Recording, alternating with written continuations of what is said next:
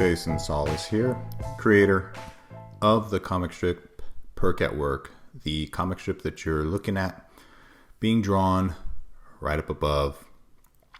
Now, this of course is not how fast I draw the strip. That would be awesome if I could draw that fast, but I don't. This is sped up to about 4 times. The length of this video was about 10 minutes roughly, and the original length was 33 minutes. You can get an idea of how fast it has been sped up. This particular comic strip, which you'll see at the very end, I'll put a still so that you can see what it looks like, and then of course I'll put a link so that you can take a look at it online if you want. And I just want to mention right now that if you want to share my comic strip on your social media or with friends or family or anything like that, by all means just download the image that is on the website, the link, or take a screenshot if it's on Instagram or whatever, and share it with people. I know that there's a lot of apprehension, I guess you could say, out there for people to say, well, this is my intellectual property. And that's true. There is something to that you have to protect your intellectual property. However, at a certain point, that actually matters, meaning that that's when people want to steal it. And right now, I'm not at that stage. I'm actually in the promotional stage, still at the promotional stage. People don't necessarily want to steal my stuff. They want to create their own stuff. I heard somebody talk about that before. They said, we're so afraid that somebody's going to steal our comics or our ideas or whatever. And the point is, people, they have their own things that they want to create. Unless you're Harry Potter or something like that, people aren't really going to be stealing your stuff. And even then, when you see some of the stuff that people come out with, like the Harry Potter rip-offs and whatnot, they're actually selling these things, or fan art. Who knows? At that point, I say that's success if somebody's wanting to steal my stuff. I'm not telling people go out and steal what I have and sell it. That's just not ethical. But, by all means, share. Now, you'll notice that it got a little blurry. That is because I had a problem when I was trying to import or export the video from my phone to my laptop, and it would not take the whole video. And so I cut it up into 3 sections on my phone, and then I was able to move it over to my laptop. And then once I did, it did not crop the way it was supposed to crop. Or rather, I had cropped the original video, and then only the first part cropped, and the next 2 parts didn't crop. So it might be a little bit blurry, but you still get the idea of what's happening. In any case, I'd just like to talk more. I'd like to tell you about this strip rather than just show you how what it looks like when I draw it. This strip is interesting in that Perk, basically the way it starts off, Perk's looking in the window, as you can see, and he thinks, I always wanted to learn to play guitar. Then he tells him, he's thinking, well, I could play at parties and people might like me and think I'm interesting. The next panel is where he says, man, girls might like me too, and they might give me attention. And at the end he says, wow, it doesn't sound like I need a guitar. It sounds like I need therapy. My wife was telling me when I showed her this comic last night, she looked at the second panel and she goes, well, that's you with all your friends when you're playing guitar. And to an extent, that's true. And my friends will listen to me play guitar, and I have these songs that I sing and whatnot. And I was thinking back as I was drawing this and writing this gag that I can't remember how much of me wanting to play the guitar and sing songs was influenced by the desire for people to like me. And I know that there are some people who are pure out there who would say, well, I just want to learn how to play the guitar for the sake of playing guitar. I don't have to play for anybody. I don't have to, none of that. And that's wonderful. that's, I'd have to admit for myself, there's an element of joy and pride, that comes with being able to actually entertain people with a guitar, with my songs. And there's a joy in the feedback, the positive feedback. There's never a joy, I guess, in negative feedback. It can be entertaining, or it can really, hit my ego. Excuse me.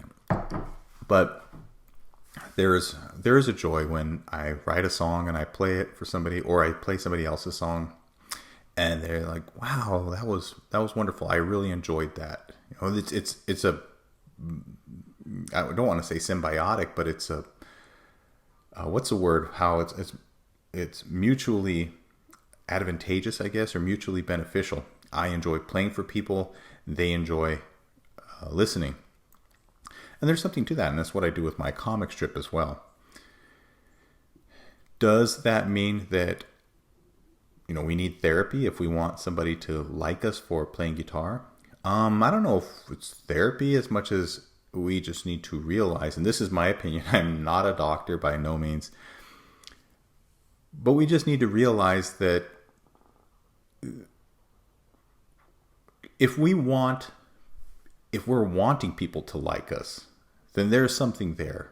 Meaning that there's a bit of emptiness inside of us that we think that other people can fill with them liking us. Now, I've maintained that the majority of people, not you of course, but the majority of people don't know what it really means to love and to be loved. We have this idea in, I would just say, our society, our culture, Western culture, that love is it's a level, right? Like there's a, you don't like somebody, so you couldn't necessarily love them, right? But then you start to like them, and then you like them more, and then it's like, I'm starting to love them, and then I've crossed that threshold where I really, really, really like them to the point where I love them. And that is, I don't call that love. I call that fondness, because we're either fond of somebody or not fond of somebody, or we have a intense fondness for somebody, or we don't. I believe that we are,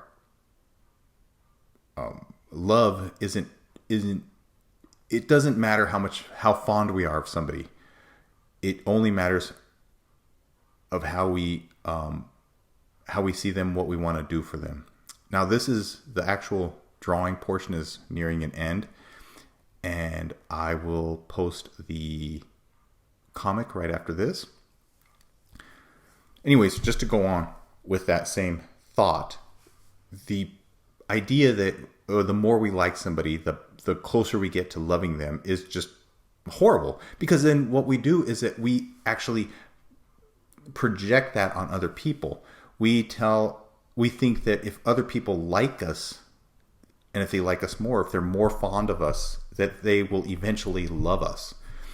And that's not true. The people who love us regardless. The people who think that their love is based on how much they like you, they don't love you.